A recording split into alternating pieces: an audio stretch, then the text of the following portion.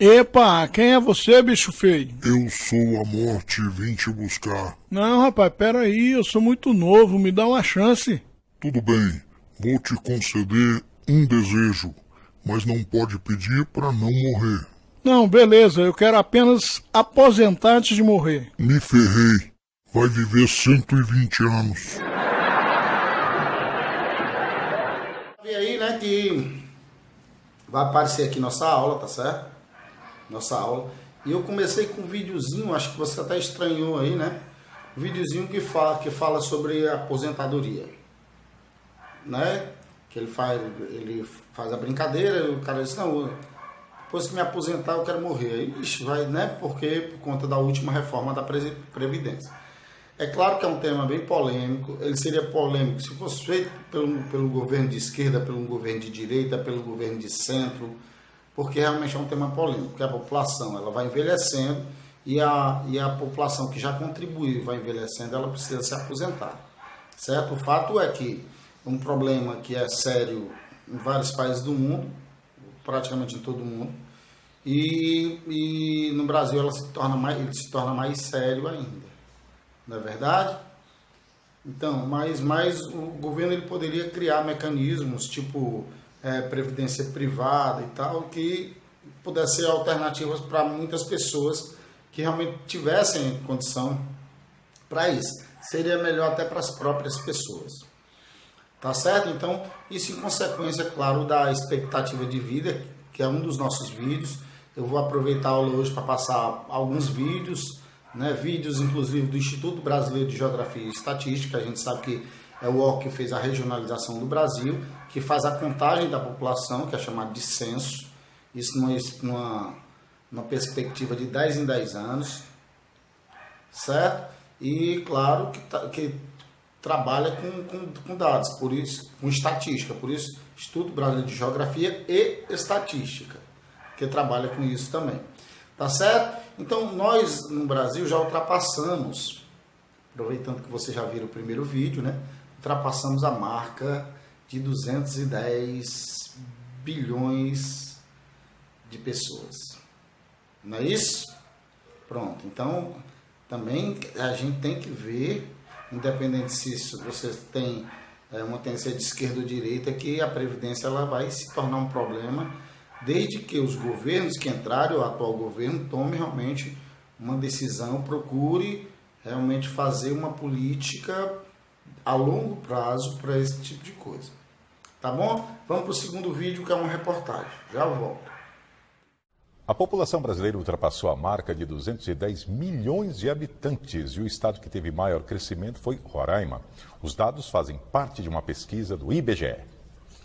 Com base nos 5.570 municípios do país, a projeção realizada pelo IBGE mostra que os mais de 210 milhões de habitantes representam uma taxa de crescimento populacional de 0,79% ao ano, menor que se comparada aos anos de 2017 e 2018.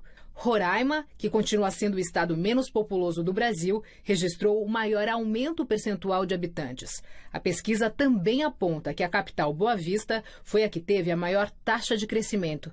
De acordo com o IBGE, o quadro é resultado do movimento imigratório, já que Roraima tem recebido muitos venezuelanos devido à crise do país com quem faz a fronteira. Já São Paulo continua sendo o estado mais populoso do Brasil, com quase 46 milhões de habitantes. Houve um aumento de 380 mil pessoas em relação ao ano passado, seguido por Minas Gerais, Rio de Janeiro e Bahia. Os dados do IBGE ainda revelam que apenas 15% da população brasileira vive na maior parte dos municípios ao redor do país. E mais da metade está concentrada em apenas 324 municípios com mais de 100 mil habitantes. Um terço das pessoas residem em 48 cidades com mais de 500 mil habitantes. Entre elas, a capital paulista, que também é a mais populosa do Brasil, com mais de 12 milhões de moradores, seguida pelo Rio de Janeiro, Brasília e Salvador. O crescimento na maioria das cidades ficou entre 0% e 1%. Em algumas, o aumento foi igual ou superior a 2%. Porto Alegre, no Rio Grande do Sul, foi a capital com o menor aumento populacional. Nesse outro vídeo, que é um vídeo que tem um desenhozinho, fiz uma ilustração já para com alguns vídeos alternados, para não ficar a mesmice, né? Então, vamos lá. Quando eu dava aula, ou quando eu comecei a dar aula há muito tempo atrás, a sequência dos países mais populosos do mundo era a seguinte. E eu tinha uma música que falava desses países, só que essa música ela se tornou obsoleta, porque a sequência mudou.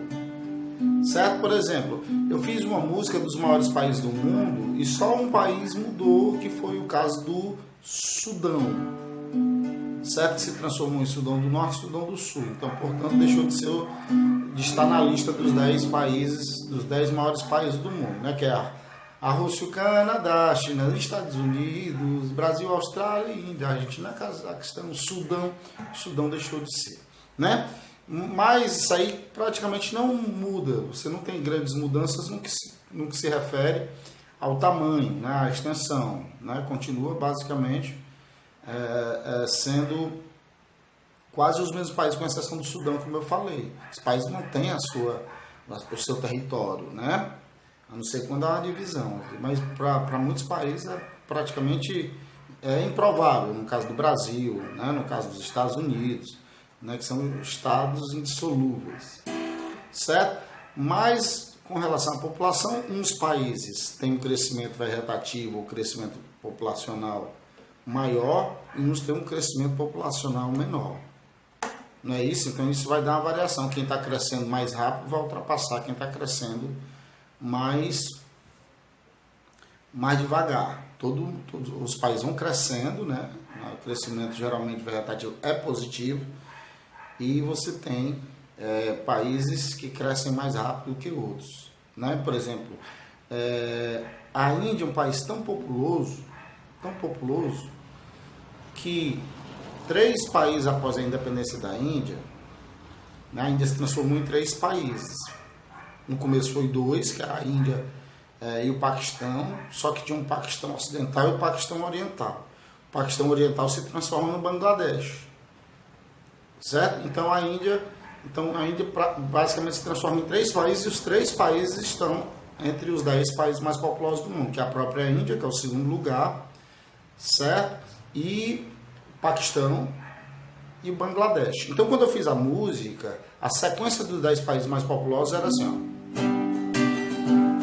China, em seguida a Índia, os Estados Unidos, também a Indonésia, Brasil, a Rússia, o Paquistão, Bangladesh e o Japão, e o 10º é a Nigéria. Deu para perceber? Então a Índia, né, transformou em 3 países, os 3 países, como a Rússia. A Rússia era tão grande, a Rússia na União Soviética era tão grande, que quando ela se dissolve, né, a Rússia fica sendo o maior país do mundo. E o Cazaquistão, que fazia parte da União Soviética, também está entre os 10 maiores países do mundo. Tá certo? Então, o Paquistão veio passando todo mundo. Houve umas mudanças que eu já passei a lista para vocês. Certo? Houve umas mudanças e o Paquistão hoje ultrapassou, inclusive, o Brasil em número de população absoluta. Tá certo? Então, vamos ao vídeo aí dos países mais populosos. Saiba que há essa mudança. Ok?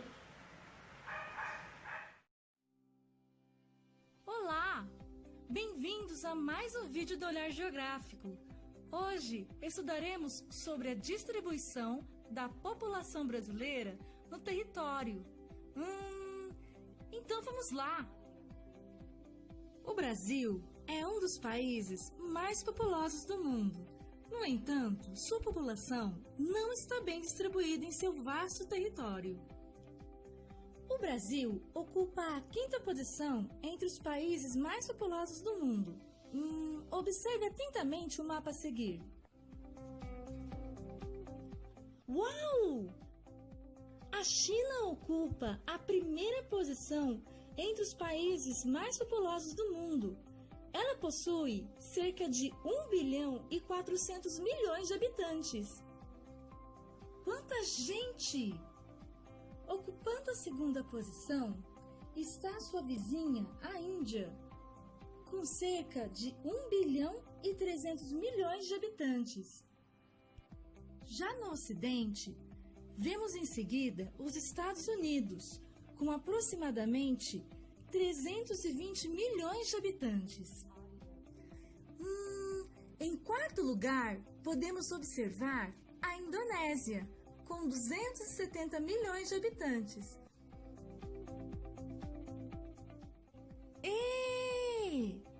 Até que enfim, o Brasil, ocupando a quinta posição com cerca de 205 milhões de habitantes em seu território. Bem, como vimos, o Brasil é um país muito populoso, ocupando a quinta posição. Porém, pouco povoado. Parece um pouco confuso, mas vamos ver o que isso significa? Estabeleça o seguinte raciocínio. Se dividirmos a população brasileira pelo seu vasto território de 8,5 milhões de quilômetros quadrados, teremos uma média de 24 habitantes por quilômetro quadrado. No Japão, por exemplo, a realidade é bem diferente, ou seja, se dividirmos os seus 130 milhões de habitantes pelo seu pequeno território de 377 mil quilômetros quadrados, teremos uma média de 344 habitantes por quilômetro quadrado. O que esses dados nos dizem?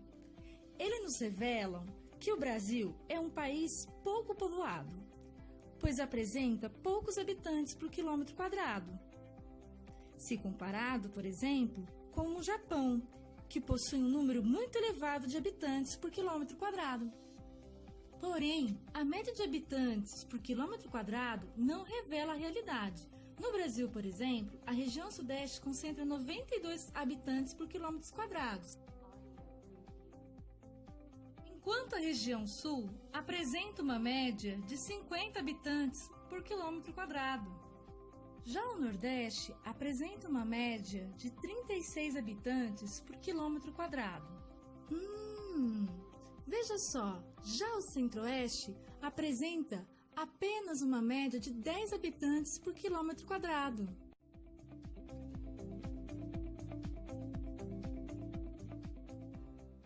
A região Norte possui apenas a média de 5 habitantes por quilômetros quadrados, apesar de apresentar a maior extensão territorial. Vamos pesquisar alguns dos fatores para a ocorrência dessa desigualdade na ocupação do território brasileiro. Merecem destaque os fatores históricos, como o processo de colonização, que gerou uma maior ocupação nas áreas litorâneas, assim como os fatores naturais, como as áreas castigadas pela seca, terrenos acidentados, florestas muito densas e etc. Não podemos nos esquecer que os fatores econômicos exercem um papel muito importante na atração e fixação populacional. Dentre eles, podemos destacar a geração de empregos, acesso a produtos e serviços. Este mapa demonstra a distribuição desigual da população brasileira pelo território, resultante de seus contrastes naturais, econômicos, políticos e administrativos. Se você gostou da nossa videoaula, curta. Se você é novo por aqui, inscreva-se, compartilhe, ajude o nosso canal a crescer. E até a próxima aula!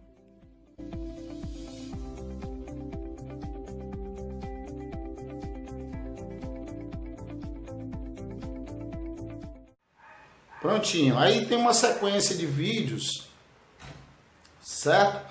Que fala exatamente da taxa de fecundidade, que é exatamente o número de filhos por mulher. Aí a gente sabe que o crescimento populacional, por Brasil chegar a esses 210 milhões, já teve um ritmo mais lento, porque as taxas de natalidade eram altas, mesmo que as taxas de natalidade também fossem altas.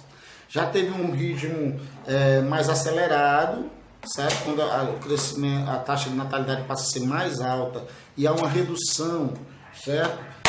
no número de mortes, na taxa de mortalidade. Isso se deve, claro, ao avanço da medicina. Muita gente morria de doença besta e de repente deixou de morrer. E no caso passou a nascer muita gente, né?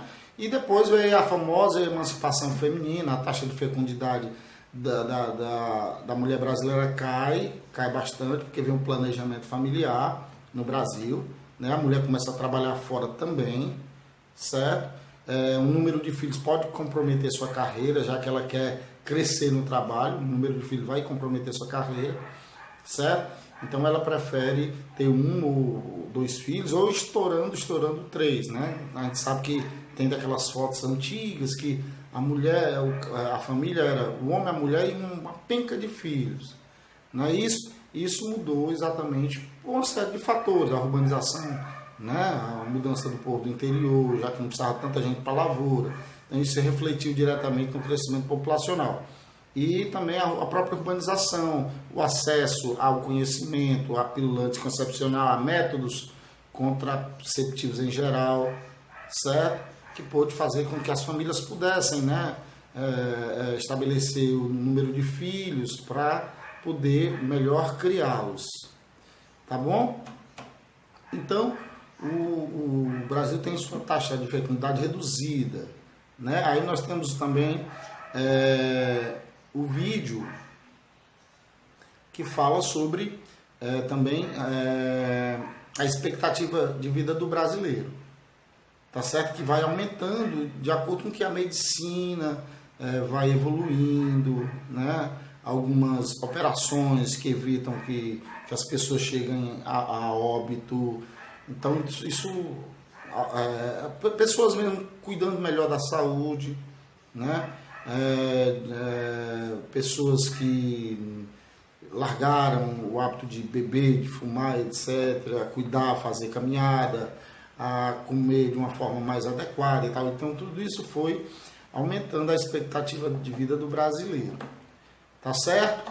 Aí a gente tem também a mudança na pirâmide etária do Brasil. Se você pegar em 1980, o Brasil realmente ele tinha uma pirâmide no formato de pirâmide. Mas esse pessoal dos anos 80, e com a diminuição da taxa de fecundidade, a pirâmide mudou.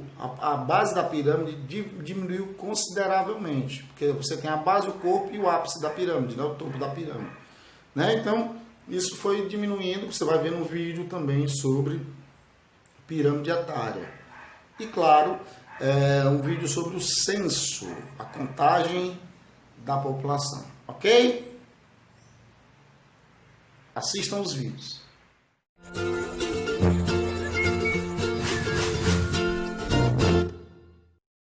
Olá, seja muito bem-vindo ao IBGE Explica. Hoje falaremos sobre a taxa de fecundidade. Você já ouviu falar nela, não é? Bem, essa taxa representa o número médio de filhos tidos pelas mulheres em idade fértil de uma determinada região ou país em um ano específico. Consideramos como idade fértil da mulher o período entre 15 e 49 anos de vida. Em 2018, por exemplo, a taxa de fecundidade no Brasil era de 1,77.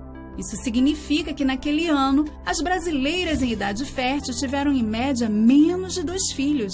Mas essa taxa já foi bem maior em nosso país, sabia? Entre as décadas de 40 e 60, as brasileiras costumavam ter em média cerca de 6 filhos. Talvez você perceba isso em sua própria família, não é mesmo? Se você nasceu a partir de 1980, é provável que seus pais e seus avós tenham tido bem mais irmãos e irmãs do que você. A análise dessas mudanças na taxa de fecundidade é fundamental para entender as transformações que vêm ocorrendo na população brasileira. Juntamente com o aumento da expectativa de vida, a redução dos níveis de fecundidade nos últimos 60 anos influencia muito no envelhecimento de nossa população. Isso porque, ao nascerem menos bebês e a população viver em média por mais tempo, passamos a ter uma maior proporção de idosos em relação à quantidade de crianças. A queda na taxa de fecundidade é uma tendência mundial e pode ser explicada por diversos fatores. Entre eles, temos a urbanização, a redução da mortalidade infantil, a maior inserção das mulheres no mercado de trabalho e o uso de métodos contraceptivos. Em geral, países com maior desenvolvimento econômico têm uma taxa de fecundidade menor. Porém, a taxa brasileira já está abaixo da de países como a França e os Estados Unidos. E juntamente com essas nações, estamos entre as que têm uma taxa de fecundidade menor do que 2,1 filhos por mulher, o que significa que estamos abaixo da taxa considerada adequada para garantir a reposição populacional. Como assim? Calma, a gente explica. Se as mulheres têm em média 2 filhos ou menos, as pessoas nascidas não são suficientes para manter no futuro a quantidade de população atual. Dessa forma, o envelhecimento populacional pode se acentuar a ponto de que não haja jovens suficientes para suprir as necessidades do mercado de trabalho. Ter mais velhos e menos jovens na população traz uma nova dinâmica que deve ser considerada nos processos de planejamento, gestão e avaliação de políticas públicas nas áreas de saúde, educação, trabalho e previdência social. Ou seja, monitorar a taxa de fecundidade é muito importante para tomar decisões adequadas às características de uma população em constante transformação. Ah, e atenção! Lembre-se de não confundir a taxa de fecundidade com a de natalidade. A taxa de natalidade expressa a quantidade de bebês nascidos vivos para cada 1.000 habitantes, ou seja, tem como referência toda a população e não somente o número de mulheres em idade fértil. Ficamos por aqui. Gostou do vídeo? Então curta e compartilhe. Assim você nos ajuda a disseminar informação sobre o país. Mas também de assinar nosso canal. Até a próxima! Terceirão, terceirão, terceirão.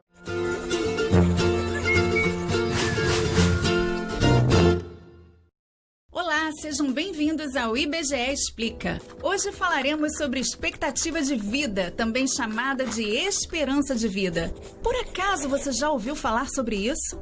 Bom, a expectativa de vida ao nascer influencia em decisões que afetam a todos nós, como a definição de políticas públicas, cálculos da previdência e monitoramento das condições de vida. Sabia que todos os anos o IBGE divulga qual a expectativa de vida ao nascer dos brasileiros? Para chegar a esses números são usadas informações sobre a média de idade em que as pessoas morreram no ano anterior em nosso país. Para os brasileiros nascidos em 1940, por exemplo, a esperança de vida era de 45 anos e meio. Já para quem nasceu em nosso país em 2017, a expectativa de vida é de 76 anos. Alguns pontos que explicam esse aumento em nossa expectativa de vida nas últimas décadas são o maior acesso ao saneamento básico, avanços da medicina e mais informação. Mas, voltando à nossa expectativa de vida atual de 76 anos, será que isso quer dizer que todo mundo que nasce hoje no Brasil irá viver exatamente 76 anos? Não! A esperança de vida ao nascer é uma estimativa do número de anos que podemos esperar que um indivíduo viva se mantidas as mesmas condições desde o seu nascimento. Parece complicado, né? Que tal pensar em um exemplo? Então, vamos imaginar uma moça chamada Juliana, nascida no ano 2000, quando a expectativa de vida média no Brasil foi calculada em 69,8 anos. Se ela sofrer um acidente ou tiver uma doença fatal, Deus queira que não, pode morrer bem antes de chegar a essa idade. Por outro lado, dependendo de suas condições de vida e cuidados com a saúde, pode ser que em 2069 ela ainda tenha muitos anos de vida pela frente. Ou seja, Juliana não deve usar a expectativa de vida para ter certeza da idade em que irá morrer e assim não se programar para a velhice ou viver como se não houvesse amanhã.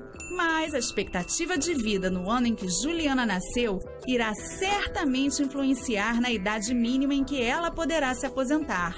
Mais um detalhe, você sabia que por ser mulher, Juliana pode esperar viver alguns anos a mais do que se fosse homem?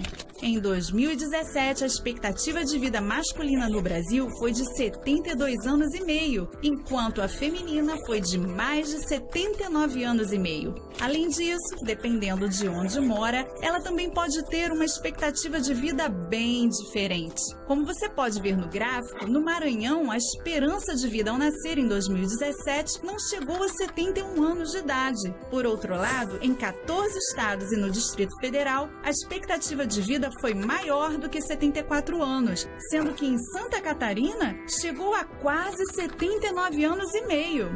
Antes de terminarmos o vídeo, uma curiosidade. O Brasil está na 69ª posição no ranking de esperança de vida ao nascer entre os 193 países reconhecidos pela ONU. Em primeiro lugar está o Japão, com uma expectativa de vida de quase 84 anos. Já Serra Leoa está em último, com pouco mais de 52 anos. Confira no site países.ibge.gov.br outros dados e também outros comparativos. Para saber mais sobre a expectativa de vida ao nascer, veja os links na descrição. Ficamos por aqui. Gostou do vídeo? Então curta e compartilhe. Não deixe também de assinar nosso canal e nos ajudar a disseminar informação sobre o país. Até a próxima! Terceirão, terceirão, terceirão, todos atentos olhando para o aulão.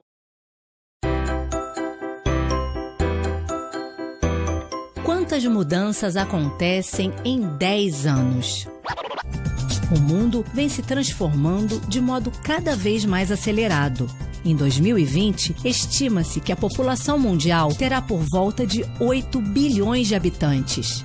Novas tecnologias, mudanças demográficas, migrações, deslocamentos de população. Que desafios essas alterações representam? Como é o retrato atual do povo brasileiro? Quantos somos? Onde estamos? Como vivemos? Que mudanças aconteceram nas cidades? Houve grandes movimentos de população de uma área para outra? Essas e outras respostas só serão possíveis a partir do Censo 2020. O censo é a única pesquisa que vai a todos os domicílios brasileiros. Os recenseadores do IBGE vão de porta em porta, em cada cidade, para contar e conhecer nosso povo, percorrendo todo o território nacional. Os resultados permitem um retrato atualizado e preciso da população de cada pedacinho do Brasil, do menor ao maior município, de áreas rurais e urbanas. As informações do censo são estratégicas para o planejamento das ações em todos os níveis de governo e para a representação política.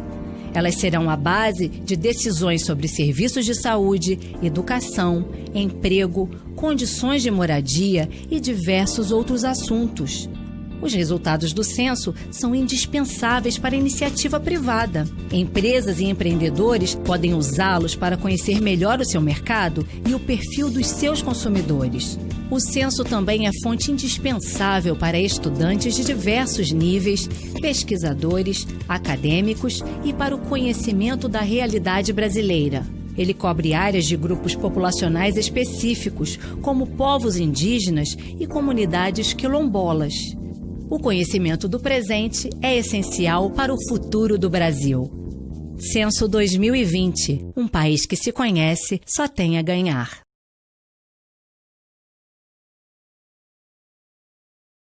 Terceirão, terceirão, terceirão, todos atentos olhando para o aulão.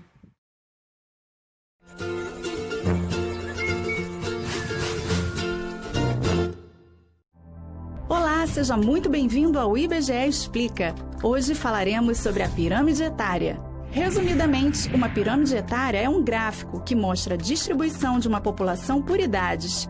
De um lado fica a proporção de homens em cada faixa etária e do outro a de mulheres. A parte inferior se refere aos mais jovens e a superior aos mais velhos. Ou seja, pela pirâmide etária é possível saber qual faixa etária é predominante em uma determinada população, em quais grupos de idade há mais homens ou mulheres, se a população representada possui mais jovens, adultos ou idosos, enfim.